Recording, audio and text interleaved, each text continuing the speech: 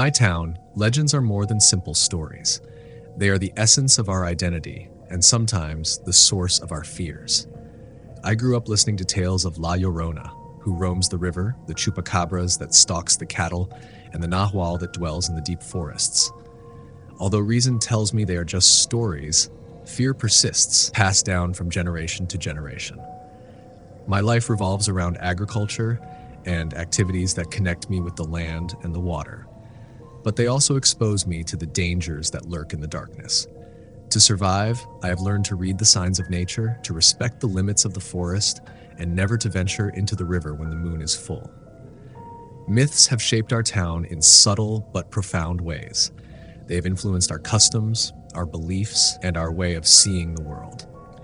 They have fostered a sense of community and belonging, but they have also sown divisions and prejudices. One such legend spoke of an old rumor. In the town of San Isidro, they said the lands of the Black Earth Farm were cursed.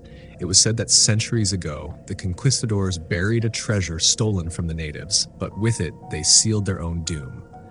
Before being annihilated, the natives performed a dark ritual on the land, cursing it forever. Years later, when the farm was inherited by the Suarez brothers, they ignored the warnings and decided to exploit it. Shortly after beginning their excavations to expand the land, misfortune fell upon them. First, the cattle died inexplicably. They were found with empty eyes and skin dry as old leather. Then one of the laborers disappeared in the early morning, and when they found him, his body was buried up to his waist in the ground, his face frozen in an expression of absolute terror. The rumors grew and fear set in among the workers. However, the brothers, blinded by ambition, hired an excavation team to search for the supposed treasure. They worked day and night until they found something: gold vessels, ancient weapons, and human remains twisted in indescribable agony. That night, a sinister storm broke out over the farm. Inhuman screams echoed in the wind, and shadows seemed to take on a life of their own. The workers fled in terror, but the Suarez brothers stayed, determined to protect their discovery. The next morning, no one found them, only their torn clothes and a trail of blood that sank into the ground, as if something had dragged them to hell itself. Since then, no one has dared step on that land. It is said that on nights of the new moon, whispers rise from the ground, and those who dare approach the ruins feel the earth tremble beneath their feet, hungry, waiting for its next victim. Despite knowing these stories, our mission led us to that place. We were nothing more than a group of desperate men, searching for something we should never have wanted. But when you are hungry, when life pushes you against the wall, warnings become nothing more than stories. And this story about the Suarez estate, well, it seemed just that. A simple story. I first heard of its existence by chance. One night in the cantina, luck had already turned its back on me, and my future felt as empty as the glass in my hands. A candle flickered on the table in a dark corner. In front of me, a muleteer with a weathered face and calloused hands drank slowly, as if each sip carried a memory. "I tell you, boy, Gabriel didn't find fortune by working," he said suddenly in a calm voice. "He took the road to La Noria, to the ruins of the Suarez estate, and they say he came back with his pockets full." I asked him to speak clearly. He looked at me for a moment, as if deciding whether he should continue. But in the end, the alcohol and the urge to tell a story were stronger. "They say he went alone in the early morning, looking for who knows what, but he found something others hadn't seen, something they didn't dare touch. A handful of gold coins scattered on the ground. Not many, but enough to change his life." The muleteer took another drink and smiled sideways. And look at him now. Bought himself a house in the neighboring town. A real house with a good roof and an iron door. Where do you think he got all that from? Before, he didn't even have enough for a meal or a drink.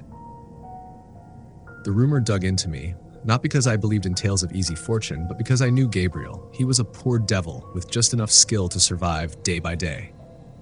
He wasn't a lucky man either, and yet he had been put to the test. The next day, I went to town and walked through its dusty streets until I found Gabriel's house. It was true. Someone like him couldn't have something like that overnight. I didn't ask him anything.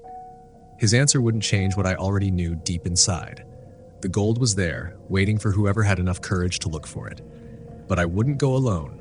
I wasn't that stupid. Those lands had a reputation for being cursed. So I spoke to the few men I trusted, tough people with hunger in their eyes. When I told them what I knew, at first, they hesitated. But misery is a great motivator. And that's how we made the decision. We entered the Black Earth searching for the Spanish gold. The first days in those lands were hard. Hills, treacherous roads, and a silence broken only by the wind and the creaking of our own footsteps. We set up camp near what was said to be the ruins of the old hacienda. During the day, we guided ourselves by the marks on the rocks, strange formations that seemed to point in a direction. We dug, hoping to find something. And at night, something changed. The first to notice was Alfaro, the youngest of us. At first, he only said he had nightmares. Then he started waking up, startled, his face pale, his body covered in dirt. "Something pulls me," he told us, his voice trembling. We didn't believe him, or maybe we didn't want to. But one morning we woke up and Alfaro was missing from his sleeping bag. We found him nearly 50 meters from camp, lying in the wet grass, his arms scratched, his feet covered in mud. "I didn't walk here," he stammered, his eyes wet with fear. "I swear, something brought me." That was when some of the men truly became afraid. 2 of them decided to leave at dawn. They said no amount of money was worth losing their lives or their minds in those cursed lands. But those of us who stayed felt that the golden treasure was near. There were signs. Those strange rocks seemed to form a path, and although the journey chilled us to the bone, we did not stop. We were in areas where the ground had seemed disturbed long ago. We searched among twisted roots and old stones, but the presence remained. We couldn't see it, but we felt it. The nights grew longer and the voices clearer. And Alfaro, he no longer slept. He sat hugging his legs, trembling like a lost child.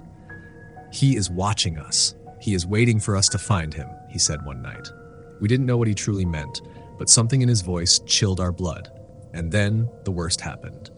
When I opened my eyes that morning, the air felt different, heavier, colder. It didn't take long to notice that someone was missing. We looked at each other, a hollow feeling settling in our stomachs before we began to search. It was Ignacio who found him. Good God. We ran closer, and there was Alfaro, half buried in the black earth, as if the very curse had swallowed him up to the waist. His arms were stiff, his hands clenched like claws, desperately trying to hold on to something that was no longer there. His face was a mask of death, eyes wide open, crystallized with terror, mouth twisted into a silent scream. It seemed as if he had seen something that killed him before even touching him. Nobody saw anything. Nobody heard anything. Fear wrapped around us like a plague. Some cursed, others crossed themselves. Ignacio said it was a sign. We should leave. The decision was quick. Most gathered their things and left, looking back as if death itself followed them. But not me. I didn't leave. I couldn't. Not after coming this far. Not after betting everything on this madness. Misery awaited me outside. But here, there was still a chance. So despite my trembling hands and the terror crushing my chest, I decided to stay. My compadre, the only one who refused to leave, stayed as well. Together, we buried Alfaro as best we could, offering him what little dignity was left. Each shovelful of dirt felt like we were sealing our own fates. There were no words, no prayers, only the sound of the shovel and our hurried breaths. And then it began. That same afternoon, as night fell and darkness swallowed everything, we heard them. Distant voices, rising from beneath the earth. They were calling us, cursing us. Where were they? Who were they?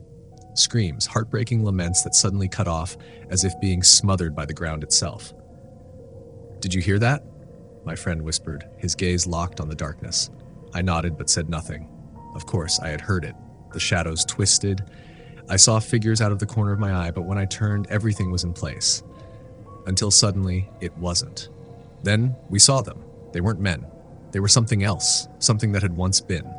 Twisted silhouettes, empty faces, dead stares. They rose from the rocks and the earth, their thin bodies hollow, as if hunger had devoured them from the inside. They didn't move. They just stood there, watching us. The guardians of the gold, the true owners of the black earth. The cold of death wrapped around me, and I knew we wouldn't leave this place alive. We ran, as if hell itself chased us. The black earth was no longer just cursed, it was alive. It writhed, breathed, exhaled a cold breath that burned our skin. The ghosts followed, whispering in a language we weren't meant to understand. But the worst part was when my friend fell. We were running down the slope when the ground beneath him gave way, as if something had opened a hungry mouth in the earth. He sank to his knees in the disturbed soil, and when he tried to climb out, the earth pulled him deeper. "Help me!" he screamed, terror burning in his eyes. I ran toward him without thinking. I grabbed his arm and pulled with all my strength, but something was holding him from below. It wasn't just the ground swallowing him. It was hands, invisible hands, dragging him into the abyss. He looked at me, pleading as the earth devoured him up to his waist. "Don't let me go, friend," he begged. "Don't let me die here." I pulled, but it was useless. His fingers dug into my wrist in desperation, his nails tearing my skin, his eyes filled with tears and terror, and then his expression changed. I don't know what he saw behind me, but his gaze filled with absolute horror. The earth took him up to his chest, then up to his neck. His hands were the last to disappear. Then silence.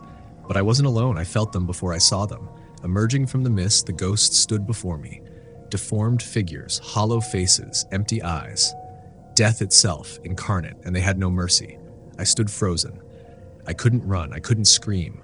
The cold seeped into my bones, turning my body to ice. Trembling, I reached for the metal cross hanging from my neck. I clung to it, the last shred of hope I had left. "Forgive me," I whispered, my voice breaking. "Forgive me for desecrating this land, for seeking what does not belong to me." The ghosts didn't move. And then something happened that I will never forget. One by one, they began to retreat. Slowly, as if accepting my surrender, they vanished into the mist, dissolving into the blackness of the field. Damn that silence. The air lightened, and I could breathe again. I had saved my life, and it was my chance to escape. I ran without looking back, without thinking of anything except getting out of that hell. And I made it. But even though I escaped, I never truly left. The voices remain. I hear them in the dead of night, in the dark corners of my house, in the howling of the wind when I try to sleep. Because once you step on the black earth, it never lets you go. In the end, I survived. But there are fates worse than death. Now I am a wandering man, a man without home or rest. I spend my nights in bars, a half-empty glass in my hand, and a lost look in my eyes. Sometimes I tell my story to anyone willing to listen. Few believe me. They see me as just another drunk, a poor devil who lost his mind somewhere along the way. They laugh, they whisper, they look at me with pity. It doesn't matter. I only want to warn them. And so I go from town to town, wearing the same worn-out clothes, taking the same tired steps, carrying the same nightmares that never leave me. I don't sleep well. I can't. Every time I close my eyes, I see Alfaro's frozen face. I feel my compadre's fingers sinking into my wrist, his voice begging me not to let go. And worst of all, I know the ghosts are still there. They don't chase me like before, but sometimes I see them at the edge of my vision. I feel them. They remind me that I can never truly escape. Sometimes a curious boy sits beside me and, after hearing my story, asks the same question: is there really gold in the black earth? I stare into the bottom of my cheap liquor bottle and answer in a low voice, yes. But then I warn him, the price is far too high.